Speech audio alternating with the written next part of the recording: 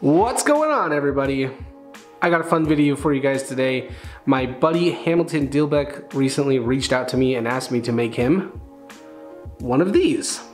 This is a turkey striker and I know nothing about it. He asked me to make them, so I looked them up and I said, yeah, I can make them. I don't know what they're for, but I can make them. So yeah, let's make one turkey striker. We need to make 25. I'm sorry, how many? 25. Let's make 25 turkey strikers. Oh. All right, let's go. So, Hamilton did me the favor and sent me a bunch of stock all ready to turn. And all I had to do was test it and make sure that it was going to be good for turning. Many of you I know have your ways of testing wood, but this is generally how I go about testing wood that has been sent to me. Nope, just me? Anyways, before we get started, I just wanted to share a quick history about turkey calls because I know nothing about them, and that probably means that there's one or two of you out there who also don't know anything about turkey calls.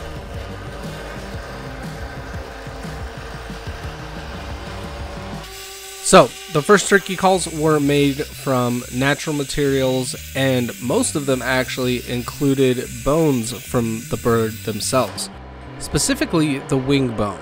Wing bone calls were very common, and there are actually some purists out there who still use these calls today. One type of turkey call that has been proven to be the best in a lot of situations is the scratch box call. A two-part system. It consists of a thin hollow box made of whatever wood you choose and a chalked striker, the thing we're making in this video. And all you do is you take the striker and you basically scratch it on the box, and that makes a sort of yelp or cluck that attracts the tom turkeys. Obviously, we're not going to be focusing on the turkey box, or I think they call it the pot. We're just going to be focusing on the strikers. That's my job. Now, the turkey strikers don't take a lot of precision. I don't believe that they have to be perfectly shaped in any sort of way. I do think, though, that the thickness of the striker does matter a little bit. I think that it might affect the tone of the actual call, but I don't actually know. I didn't worry too much about making sure if they were the right thickness. I just had fun with it.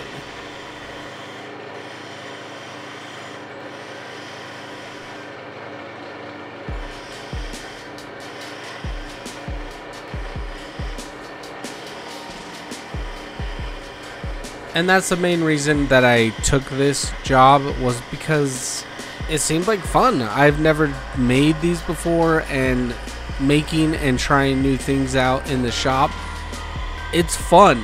It tests my skills, and it makes me think outside of the box. So I didn't really even go into this job with any sort of idea on the design or the shapes of each striker. I kind of just chucked them up and saw what came out. And I will always take on projects where the client says, just have fun with it, you have creative control.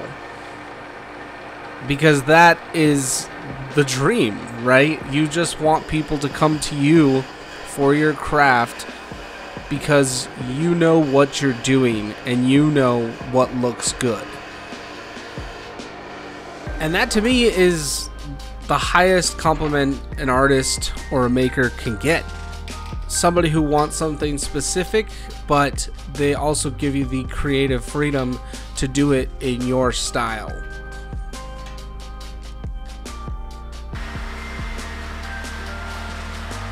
It's truly like an amazing feeling, and You feel a little weird, I think, when people say that they're going to pay you X amount of dollars to do something that you truly love to do.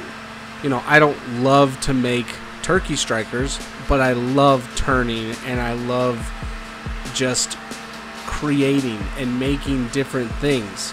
And so the fact that Hamilton gave me this freedom to just make these specific things, but in my style, however I saw fit, was just amazing.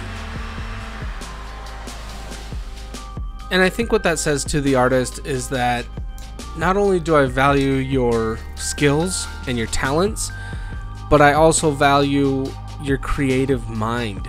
And I think that's truly the thing that separates each maker from each other. Alright, that's enough of that little tangent. Let's get back to talking about turkey strikers.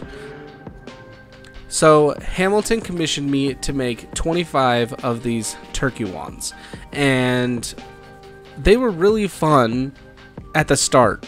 After about the first 5, I was tired, and I could definitely feel the creative juices in my brain slowly dissipating and failing. So I think I did about 6 to 8 a day for about 4 days, and every time I got back into the shop and started working on them again, the creative juices kind of started flowing again, and everything came out fine. I am really glad that I did not try to do all 25 of these in one day, because that would have caused some serious burnout. Pacing yourself when you're doing batch work is very important. Trying to rush through a lot of the same order is not easy, and I think that as soon as you start to feel burnout, you need to take a break. Otherwise, you're going to start letting things slip, like your safety and your quality. And those are just two things that I think are very important when it comes to the creative and making process. So I decided to finish these with only wax, and I guess the main reason for that is because I'm lazy and I didn't want to oil every single one of these, wait for that oil to cure, and then wax them. I think that the wax is going to be a strong, durable finish that throughout time is just going to seep deeper and deeper into the wood and continue to protect it.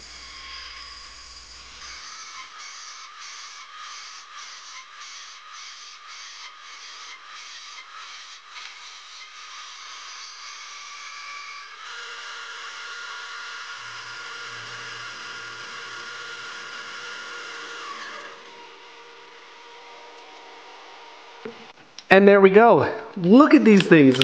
Oh gosh, I don't want to drop them. These were fun. There were so many ideas going through my head when I made all of these.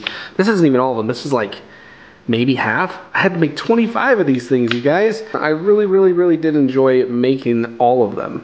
But now the true test is, do they work? Let's find out. Gobble, gobble, gobble, gobble, gobble, gobble, gobble. Here, turkey, turkey, turkey. Here, turkey, turkey. I'm just kidding. This is a cup. I don't have the actual turkey pot to use, so I guess we'll find out. If you guys do want to see them in action, head over to my buddy Hamilton's page. He will be actually using these on some turkey pots that he has made himself. I'm super grateful that he asked me to turn all these for him, and I'm super excited to see how they work out and what he does with them. Yeah, thanks for tuning in, guys. I hope that you learned something in this video, and let me know your thoughts on these turkey strikers down in the comments below. Don't forget to subscribe and like the video, and be good, be safe, be happy, and I'll catch you guys in the next video. Peace.